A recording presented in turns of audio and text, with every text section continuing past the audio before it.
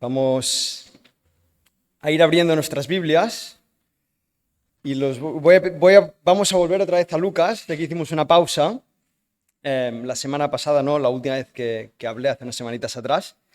Pero volvemos al Evangelio de Lucas y no nos iremos muy lejos de donde Sebas nos compartía en el partimiento del pan y el vino, en la Santa Cena, y estaremos en Lucas capítulo 22. Vamos a estar leyendo del versículo 39 hasta el 46, ya terminando este Evangelio según Lucas. Esperamos poder terminarlo antes del cierre del verano. Y estamos, si alguien ya lo tiene ahí en su Biblia, vais a ver que el título de estos versículos se titula Jesús ora en Getsemaní. Jesús ora en Getsemaní.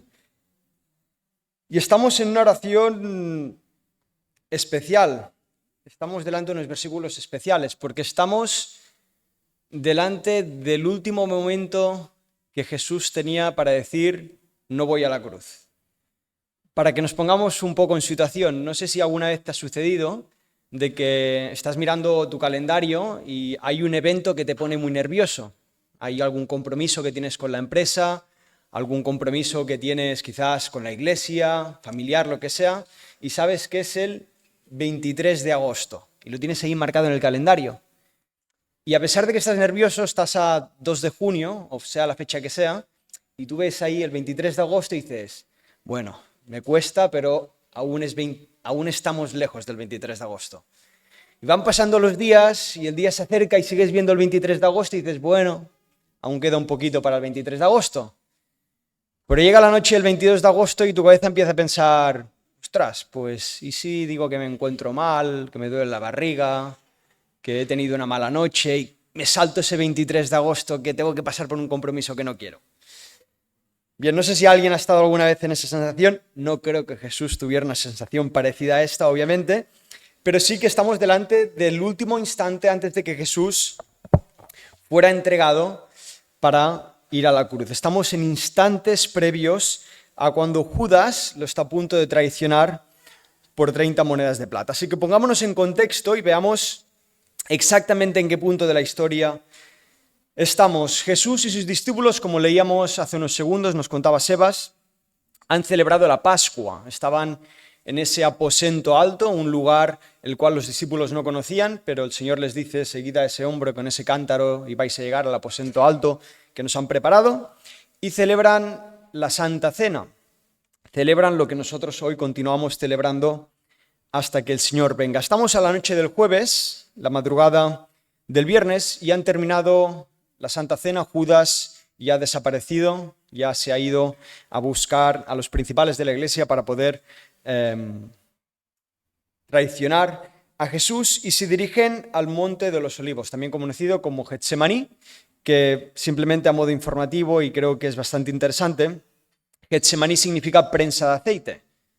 Y si nos acordamos un poquito, lo vamos a ver en un segundo, lo que pasó ese día, vemos a un Jesús prensado, en el sentido de decir, está agonizando, nos dice el texto, en esas últimas horas antes de ser entregado. Entonces ahí se encuentra Jesús en Getsemaní y se junta con no los 12 discípulos, sino con 11, porque Judas ya se ha ido, pero él se separa posteriormente de esos 11 discípulos junto con Pedro, Juan y Jacobo. Esos 3 discípulos son los que Jesús quiere pasar un tiempo a solas con ellos, previamente antes de estar en oración con Dios.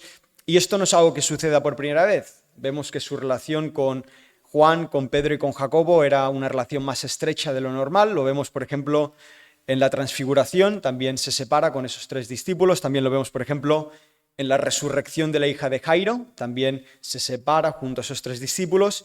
Y vemos cómo el Señor, incluso en esos tiempos donde Él está agonizando, en esa última oración antes de ser entregado, Él decide pasar tiempo con Pedro, Juan y Jacobo. Y creo que es interesante destacar esto, porque también lo comentamos esta mañana, esta es una de las funciones de la Iglesia, y es que podamos estar en comunión unos con otros, ya sea en los tiempos de celebración y de disfrutar y de ir, como por ejemplo la semana pasada que íbamos todos al Waterwall, y tal, sino que además también la iglesia sirve para poder pasar tiempos en comunión y juntos cuando lo estamos pasando difícil. Y esto es lo que estaba haciendo Jesús junto a esos discípulos.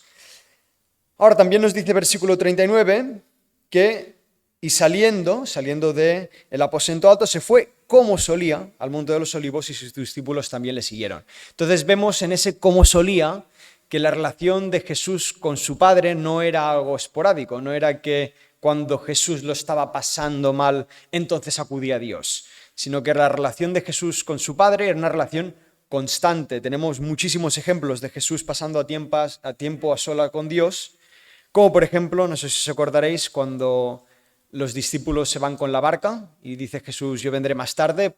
Jesús vino más tarde porque se quedó solo orando con Dios. Entonces, vemos a través de este como solía cómo la relación de Jesús con el Padre era algo constante. No tenía que esperar a pasar una situación de aflicción como podía ser este momento, sino cualquier circunstancia o cualquier momento era buena para estar en comunión con Dios. Así que también esto sirve de ánimo para nosotros, para tener una relación constante con Dios, que no tengamos que esperar a pasar tiempos de aflicción para acordarnos de nuestra relación con Dios. Ahora, puesto todo un poco en contexto y entendiendo un poquito en qué momento de la historia nos encontramos, vamos a leer el texto y vamos a poner este tiempo en manos del Señor. Pero primero vamos a leer el texto. Dice así, versículos 39 hacia adelante. Y saliendo Jesús y sus discípulos, se fue como solía al monte de los olivos y sus discípulos también le siguieron. Cuando llegó a aquel lugar les dijo, orad, no entréis en tentación. Y él se apartó de ellos a distancia como de un tiro de piedra, y puesto de rodillas oró, diciendo, Padre, si quieres, pase de mí esta copa, pero no se haga mi voluntad, sino la tuya. Y se le apareció un ángel del cielo para fortalecerle, y estando en agonía, oraba más intensamente, y era su sudor como grandes gotas de sangre que caían hasta la tierra. Cuando se levantó de la oración y vino a sus discípulos, los halló durmiendo a causa de la tristeza. Y les dijo, ¿por qué dormís? Levantaos y orad, para que no entréis en tentación. Dios, te pido que en esta mañana puedas bendecir tu palabra, Señor, que podamos aprender de ella, Señor, que podamos, como cada domingo, Señor, salir transformados, Señor, exhortados a ser mejores hijos, Señor, a vivir en santidad, a ser transformados por tu palabra, Señor, y a poder disfrutar de una vida conforme tú, Señor, la has creado, Señor. Habla, Señor, a través de mí. Cuida, Señor, mis torpes palabras, Señor, y que podamos salir diferentes esta mañana. En el nombre de Jesús nos ponemos en tus manos. Amén, Señor. Amén. Bien, el título de este mensaje, y nos va a decir un poco por dónde vamos a ir esta mañana, lo he titulado Las 4 partes de la oración en Getsemaní. Las 4 partes de la oración en Getsemaní. Como bien dice el título, vamos a ver 4 puntos, 4 partes, 4 cosas que destacar sobre esa oración que tuvo Jesús en Getsemaní. Y el primer punto, o la primera parte de su oración, lo he titulado anticipación. Anticipación. Mira que dice versículo 40. Cuando llegó a aquel lugar, les dijo a sus discípulos que estaban con él, orad y no entréis en tentación.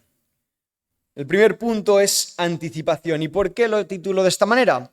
Porque Jesús estaba exhortando a sus discípulos a orar para que no cayeran en tentación. Jesús les estaba enseñando la importancia de la oración anticipada. ¿Quién de aquí sabe cuándo va a ser tentado por Satanás? Yo no sé cuándo voy a ser tentado por Satanás. Puedo intuir que depende en qué circunstancia puedo ser tentado por Satanás.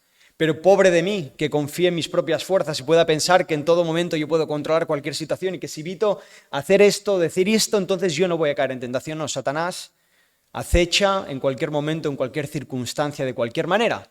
Entonces, si yo no tengo una oración anticipada frente a las posibles tentaciones que yo pueda afrontar en la vida, es muy posible que la tentación me sobrevenga sin estar yo preparado y por no tener una vida de oración, entonces yo caiga en tentación. Mira, la oración anticipada, primero de todo, me prepara para lo que está por venir.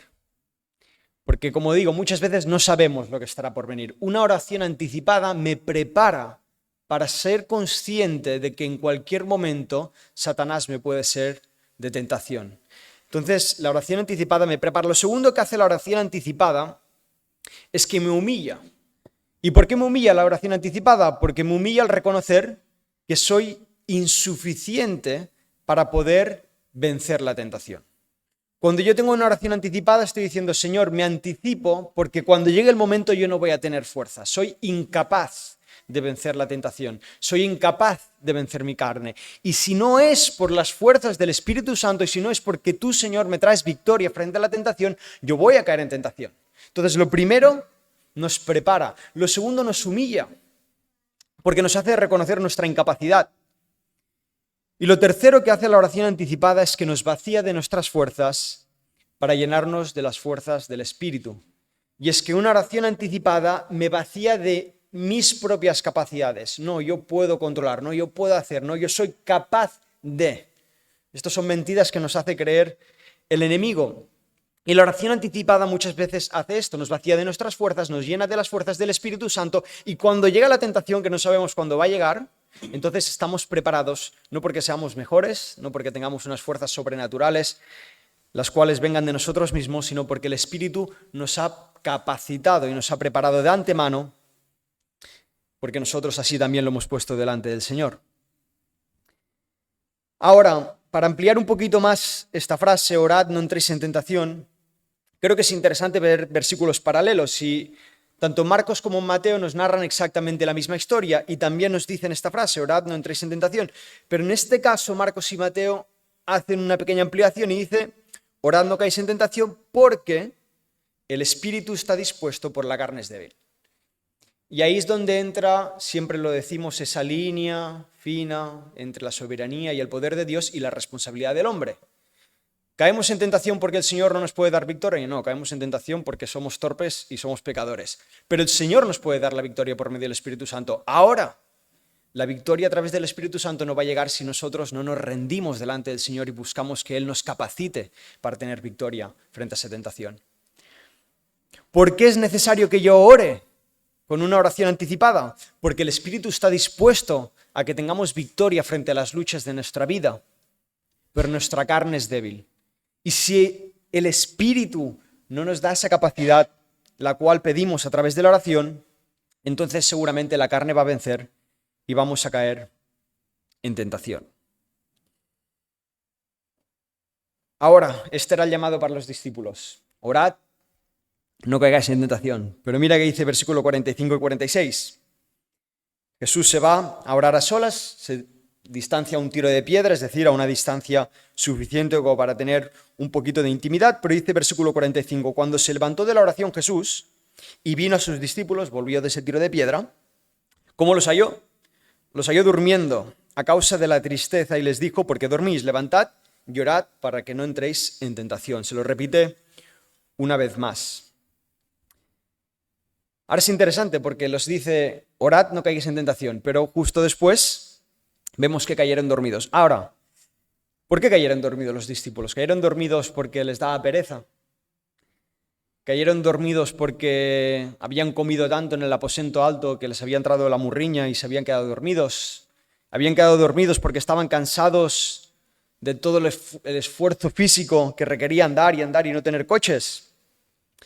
Versículo 45, cuando se levantó de la oración y vino a sus discípulos, los halló durmiendo a causa de la tristeza. Los discípulos no cayeron dormidos por un cansancio físico, los discípulos cayeron dormidos por un cansancio espiritual y emocional. Es un cansancio que podríamos llegar a catalogar de un cansancio lícito. Para que nos pongamos en situación, has vivido los últimos años cerca de Jesús, amas a Jesús de todo corazón, ha transformado tu vida y la vida de tu familia. Has vivido a Jesús de cerca como si fuera tu hermano y de repente sabes que Jesús te acaba de anunciar en el aposento alto que está a punto de entregar su vida. Se derrumban sus vidas. Si no es suficiente, Judas, el cual era uno de los 12, acaba de traicionar a los 12 y se ha ido a traicionar a Jesús. No sé si podemos entender un poco cuál es la situación, pero el desgaste emocional por los que estaban pasando los discípulos en aquel momento era alto, era grande. La tristeza por la que estaban pasando los discípulos era muy alto. Y digo esto porque a pesar de que podríamos decir que ese cansancio era un cansancio lícito, que es un cansancio emocional, porque estás luchando y luchando y luchando y ya no te quedan fuerzas ni tan siquiera para levantar una oración al Señor, porque ya no encuentras las palabras para seguir diciéndole al Señor lo mucho que lo necesitas. El cansancio físico o emocional en este caso siempre trae consecuencias. Y es que los discípulos ese día cayeron dormidos y eso les hizo no poder orar para no caer en tentación. Ahora, ¿qué pasó con los discípulos después de que el Señor fuera entregado? Pedro, antes de cantar al gallo, lo negó 3 veces. ¿Cayó en tentación, sí o no? Sí que cayó en tentación. ¿Y qué pasó con el resto de discípulos? Que cuando Cristo murió en esa cruz y aún no había resucitado, se encontraban dispersos, preguntándose qué tenemos que hacer ahora, que nuestro Mesías, el que nos iba a salvar, está muerto y no resucita. Los discípulos cayeron en tentación porque cayeron dormidos al no estar en oración. Y es mi exhortación esta mañana y viendo este primer punto, a que no desfallezcamos en oración.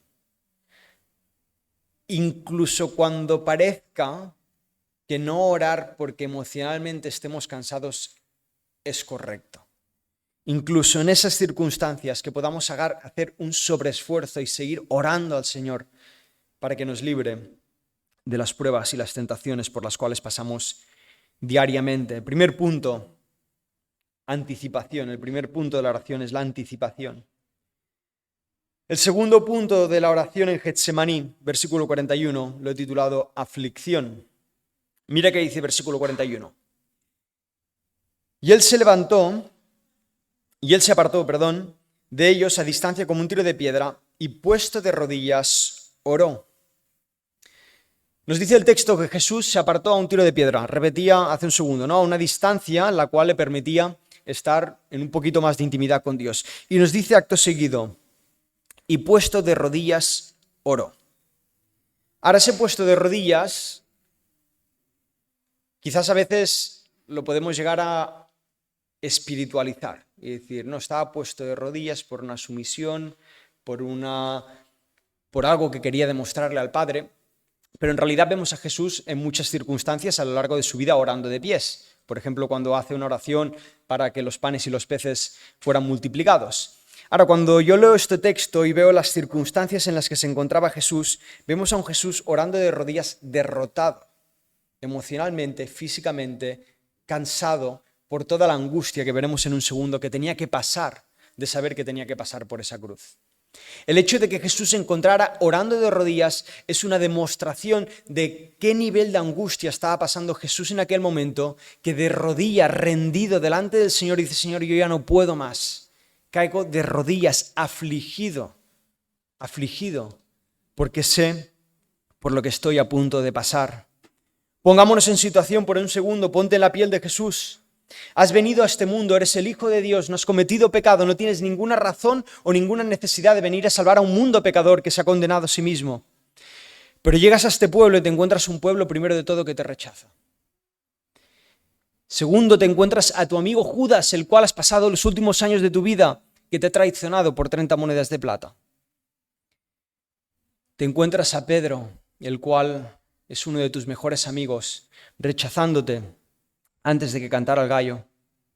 Y por si fuera poco, el resto de tus discípulos se dispersan preguntándose qué tenían que hacer después de ser entregado en esa cruz. Y es que a pesar de que Jesús se encontraba haciendo la mayor obra de amor de la historia de la humanidad, estaba siendo rechazado. Pero por si no era suficiente, a pesar de ser consciente de todo el rechazo que estaba sufriendo en aquel momento, Él decide seguir cargando el peso de nuestro pecado. No solo siendo separado del amor o de la relación que tenía con Dios, más bien dicho, sino que aparte estaba dispuesto a cargar toda la ira de Dios por cada uno de los pecados del mundo. Jesús cae de rodillas al ser consciente de todo lo que estaba por venir, porque ese 23 de agosto había llegado al calendario. Entended la ilustración, obviamente. La aflicción de Jesús En la aflicción Jesús fue tentado a buscar una alternativa, pero su oración la hizo triunfar. Jesús se encontraba buscando una alternativa en aquel momento cuando se acercaba a la cruz, pero su oración lo hizo vencer la tentación de buscar esa alternativa. Solo la conciencia del pecado y la voluntad de Dios para nuestras vidas nos hace rendir en oración para buscar que el Señor nos dé las fuerzas para hacer su voluntad. Repito, solo la conciencia del pecado y del precio del pecado y la conciencia de saber lo que tenemos que hacer delante del Señor y buscar hacer su voluntad es lo que hace que yo quiera rendirme al Señor en oración, porque soy consciente que si caigo en pecado voy a pagar el precio del pecado y soy consciente que el Señor tiene una voluntad para mi vida, la cual tengo que seguir. Dicho en nuestras palabras, como decía John MacArthur, triunfar sobre la tentación implica experimentar el doloroso ataque del enemigo y agonizar en oración para ser liberado de ese ataque. Solamente al amar la santidad, al odiar al pecado y sentir la agonía que éste genera, es que se puede producir la clase de oración que lleva al triunfo sobre la tentación. Solo cuando yo entiendo la paga del pecado, solo cuando yo entiendo que quiero realmente hacer lo que es agradable a Dios, es cuando yo me rindo en oración a Dios. Si yo me tomo el pecado a la ligera y no soy consciente del precio del pecado, si yo no soy consciente de que el Señor tiene para mí una buena y agradable voluntad y prefiero seguir mi propia voluntad, entonces yo nunca voy a encontrar la necesidad de orar al Señor.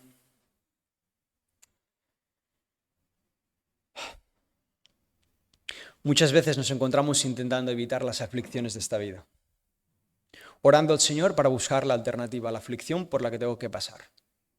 Orando al Señor, Señor, ¿hay alguna alternativa a lo que tengo que pasar en mi vida? Pero muchas veces eso es inevitable. Muchas veces la aflicción forma parte de las circunstancias que tenemos que vivir en la vida. Y nuestro consuelo no está en vivir una vida feliz. En la Biblia no se nos promete que vamos a tener una vida feliz, perfecta, donde nunca vas a ser afligido. En la Biblia se nos promete una vida en paz, una vida consolados, una vida en la que estemos cerquita del Señor. Como dice Juan capítulo 16, versículo 33.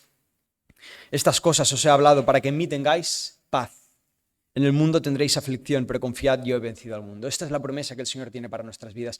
No que vayas a evitar la aflicción, no que la vida te vaya a sonreír y vayas a ser lo más feliz del mundo y nunca vayas a sufrir por querer hacer la voluntad del Señor. Esto no es lo que nos promete la palabra de Dios. La palabra de Dios nos promete que vamos a tener paz. La paz de saber que estoy haciendo la voluntad de Dios y que no estoy cayendo en pecado. Nuestra victoria no está en encontrar la felicidad en esta vida. Nuestra victoria está en confiar y en tener paz, de que en medio de las aflicciones estoy haciendo la voluntad de Dios en mi vida.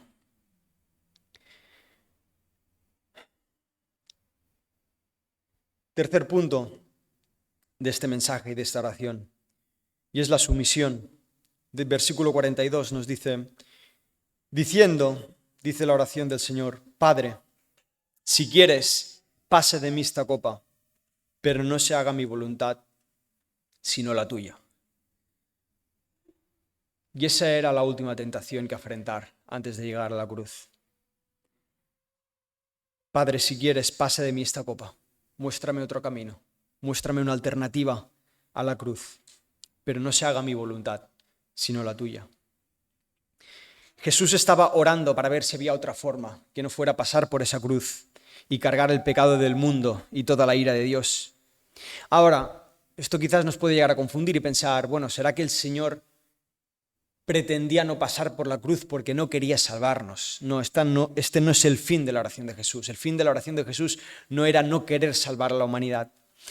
La petición de Jesús era preguntarse o preguntar a Dios Padre si había una alternativa posible, meramente posible, para que la humanidad fuera salva, sin que fuera necesario que Él tuviera que ser separado de la Trinidad y que Él tuviera que pasar por la carga del pecado y el precio de la ira del Señor. Ahora, el silencio del Señor posterior a esta oración Cuando terminamos esta oración y vemos que hubo silencio, no hubo respuesta por parte del Señor, esto nos confirma que el único camino de salvación para la humanidad era que Cristo pasara por la cruz. Este es el fin de la oración. Demostrar a la humanidad que no había otro camino posible que no fuera a través de la cruz para que la humanidad fuera salva. La oración no hizo dudar al Señor. La oración simplemente ratificó, corroboró, volvió a reafirmar que la única forma de salvar nuestra humanidad, de salvar mi propia vida, era que Cristo pasara por esa cruz.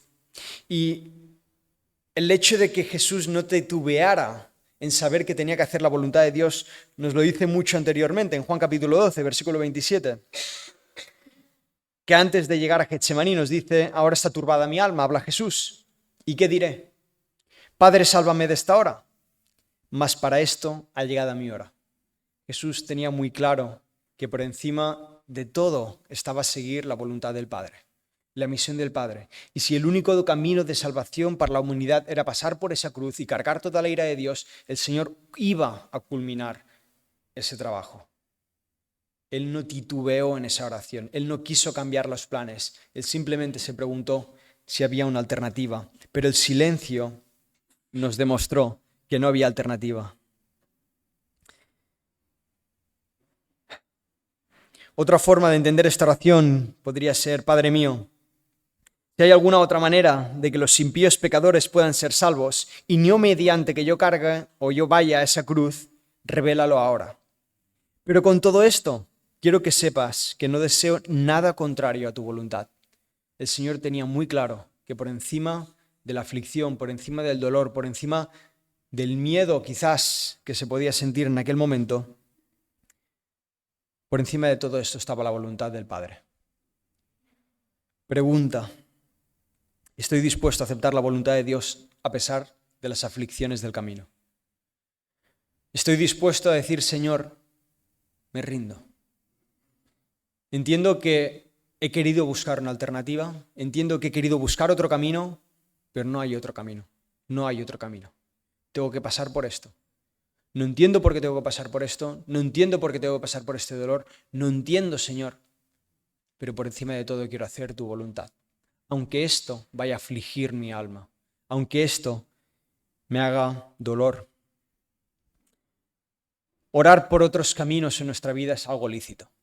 Que yo ore al Señor y diga: Señor, por favor, haz otro camino en mi vida para que yo no tenga que pasar por esta aflicción, es algo lícito, es algo que nosotros correctamente podemos pedir al Señor, pero no nos quedemos estancados en esa oración, porque quizás la respuesta no es otro camino alternativo. Quizás la respuesta está en entender que tenemos que pasar por ese camino. A veces el camino por el que tenemos que pasar es el camino correcto porque necesitamos crecer. A veces el camino por el que tenemos que pasar es el camino correcto porque necesitamos aprender. A veces el camino por el que estamos pasando es el camino correcto porque el Señor tiene que tomar control de nuestras vidas, afligirnos, derrotarnos y depender del Espíritu Santo, porque hay algo que tenemos que aprender. No nos encerremos en buscar una alternativa a la aflicción por la que estamos pasando. Intentemos ver por qué estamos pasando por esa aflicción. Como dice su palabra, los caminos del Señor son inescrutables. ¿Quién los entenderá? Yo no los entiendo. Yo no los entiendo y muchas veces le pido al Señor que los haga distintos, pero no está en mi potestad entenderlos. En mi potestad está confiar en el Señor y vivir en paz de que estoy haciendo su voluntad. Y es importante vivir la voluntad de Dios, porque la voluntad de Dios es agradable y perfecta, dice su palabra. Por nuestra voluntad, ¿cómo es? Es egoísta. Nuestra voluntad busca no pasar aflicción. Mi voluntad busca no sufrir. Mi voluntad busca ser feliz. Mi voluntad busca que todo me vaya bien. Mi voluntad busca que mi familia me vaya bien. Mi voluntad busca que todo me sonría en la vida. Pero la voluntad de Dios es agradable y perfecta. Y no busca mi bien, sino que busca el bien de su pueblo. Ahora, quizás la voluntad de Dios sea difícil y hoy estemos pensando: es que es muy difícil, Uriol, seguir la voluntad de Dios cuando estoy pasando por aflicción. Pero aunque la voluntad de Dios sea difícil, el Señor nos promete que no nos va a dejar solos. Y esto lo vemos en la cuarta y última etapa de esta oración. Y la he titulado: restauración. Repasamos, primer punto de la oración, anticipación, segundo punto, aflicción, tercer punto, sumisión y cuarto y último punto, restauración. Restauración. Y es que a pesar de que el Señor se encuentra afligido, mira que nos dice versículos 43 y 44. Y se le apareció un ángel del cielo para fortalecerle. Y estando en agonía oraba más intensamente y era su sudor como grandes gotas de sangre que caían hasta la tierra. Ahora pregunta, ¿qué nivel de agonía estaba pasando el Señor? Porque a veces nosotros pasamos por agonías y luego la comparamos con la agonía de nuestro hermano y decimos, madre mía, mi agonía no tiene nada que ver con lo que está pasando mi hermano. ¿Qué clase de agonía estaba pasando el Señor? Lucas, el autor de este evangelio, sabemos por el libro de Hechos que era médico.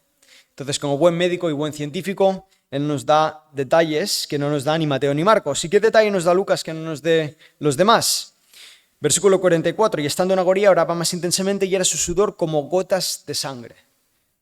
¿Cómo que el Señor sudaba como gotas de sangre? ¿Es que mágicamente salían gotas de su piel? No, lo que estaba sufriendo en aquel momento el Señor, o al menos esto es lo más probable que estuviera pasando, es que el Señor estaba sufriendo una cosa llamada, y lo voy a intentar decir bien, hematidrosis. Este es el nombre científico de lo que estaba sufriendo el Señor en aquel momento. Y os preguntaréis, bueno, ¿qué es la hematidrosis? La hematidrosis es cuando, por niveles de estrés y angustia extrema, tus capilares subcutáneos explotan. Obviamente, al explotar, producen sangre y el sudor que está en las capas subcutáneas, al hacer contacto con esa sangre, hace que tus gotas estén mezcladas con sangre. Entonces, lo que está pasando en aquel momento es que las capas subcutáneas, seguramente del Señor, están explotando debido al nivel de estrés y angustia del que está pasando, se están mezclando el sudor con esa sangre y hace y provoca que esté sudando como gotas de sangre. Es más, si buscáis esta palabra en internet vais a ver algunas personas sudando sangre debido a esto. Ahora, esto solo sucede, como decía, en casos de niveles de angustia o estrés extremo. Pausa un momento. Yo no sé si alguien de aquí ha sudado sangre. Yo nunca he sudado como gotas de sangre. Pero a la luz de lo que esto debería ser, seguramente el nivel de estrés y agonía que está pasando el Señor en ese momento es inentendible. No lo puedo llegar a comprender. Y siempre hablamos de la cruz y hablamos de lo que implicaba la cruz e intentamos entender por lo que pasó el Señor, pero es que no podemos llegar a comprender por lo que pasó el Señor. Por más que yo me quiera esforzar por entender lo que implicaba esa cruz, no puedo llegar a comprender lo que pasaba por esa cruz. Lo que está pasando en esa cruz es algo histórico, que no ha pasado en la historia de la humanidad, y es que Jesús se está separando por primera y única vez de la Trinidad, se está separando del Padre para cargar todo el pecado y cargar la ira del Señor, y yo no puedo entender esto. Yo no puedo entender cómo la Trinidad que existe desde la eternidad y para la eternidad, en un momento de la historia hay una separación de esa Trinidad por el precio de nuestro pecado. No puedo entender esto. Pero el Señor, que comprendía exactamente lo que estaba sucediendo, se encontraba sudando como gotas de sangre debido al nivel de estrés y agonía por el que estaba pasando. Pero ese sufrimiento no podía evitarse si quería que la humanidad fuera salva. Ahora, como decía, esta etapa de la oración es la etapa de la restauración, y es que el Señor no lo dejó solo, y nos dice versículo 43, y se le apareció un ángel del cielo para fortalecerle.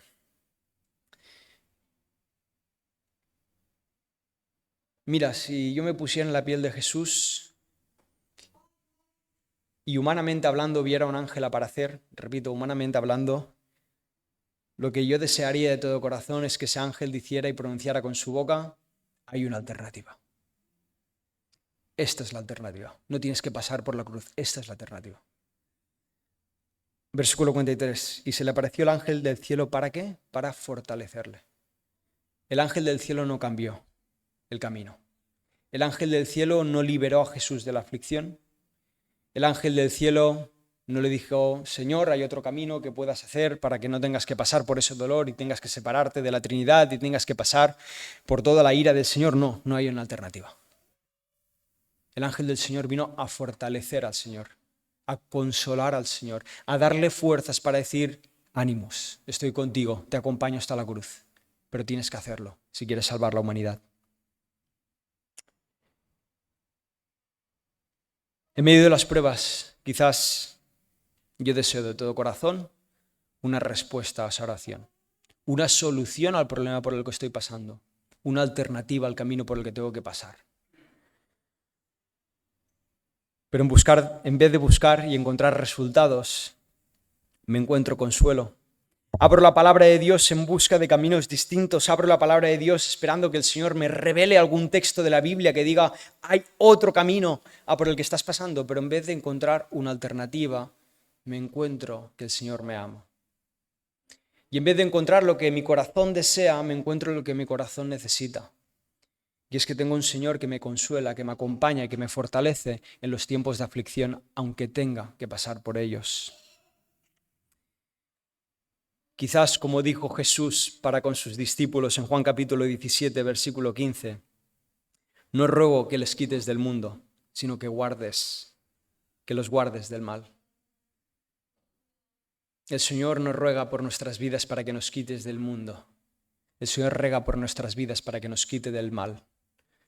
El Señor tiene voluntades para tu vida, tiene una misión para tu vida, aunque sean tiempos de aflicción. El Señor tiene una misión para tu vida.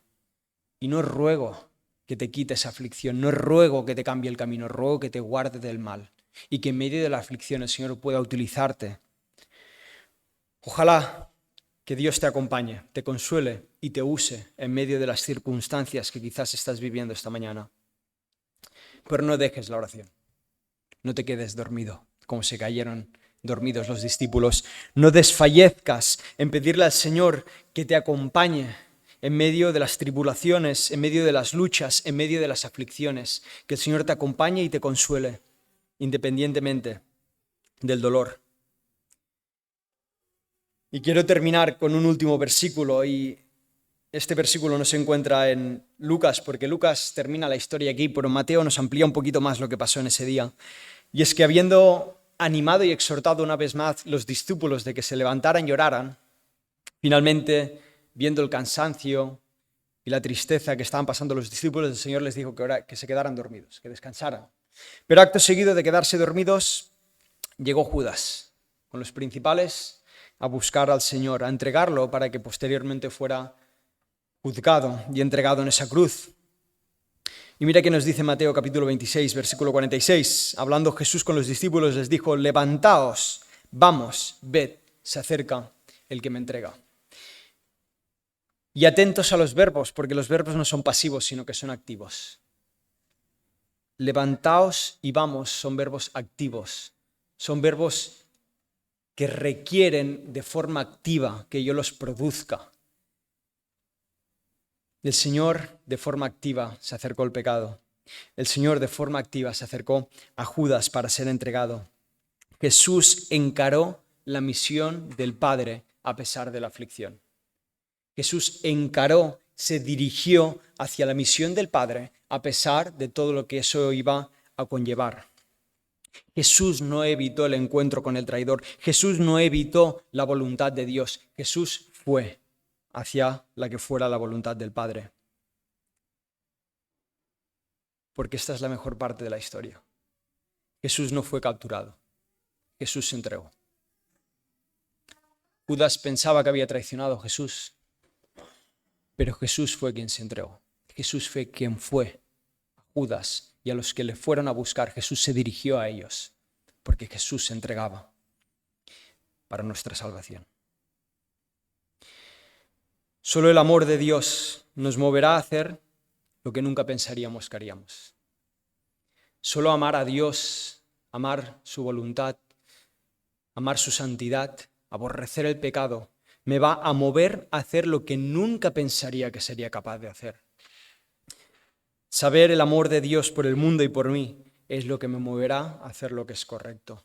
Y ojalá esta mañana sea el amor por Dios, sea el amor por su santidad, sea el aborrecimiento al pecado y aquello que llevó a Cristo a morir por nosotros, lo que nos motive, lo que nos impulse a levantarnos y a ir hacia la dirección que el Señor ha puesto para nuestras vidas, aunque esto nos aflija y aunque esto nos traiga dolor. Vamos a orar. Dios y Padre, te doy gracias porque tú nos consuelas, Señor, y tú nos das paz. Te doy gracias, Señor, porque en los tiempos de aflicción aprendemos. En los tiempos de aflicción crecemos, Señor. En los tiempos de aflicción nos rendimos, nos humillamos, dependemos de ti, Señor. No apartes de nosotros, Señor, la dificultad del camino. Pero te pido, Señor, para que nos guardes del mal. Que nos guardes, Señor, para hacer tu buena voluntad, Señor. No caer en tentación, Señor. Apártanos, Señor, del enemigo. Apártanos de nuestros pensamientos, apártanos de nuestras fuerzas, Señor. Que nuestro corazón, Señor, y nuestra carne no nos convenza de hacer lo que no es agradable a ti, Señor. Te pido, Señor, que nos des la paz que sobrepasa todo entendimiento, Señor, esa paz que nos da la tranquilidad de saber que estamos haciendo lo que te agrada a ti y que esta sea lo más importante para nuestras vidas, Padre. Bendice, Señor, a mis hermanos en medio del dolor, Señor, guárdalos, Señor, consuélalos, abrázalos, Señor, ámalos, y que como iglesia, Señor, podamos estar cerquita los unos de los otros, Señor, para consolarnos, Señor, y orar juntos, Padre.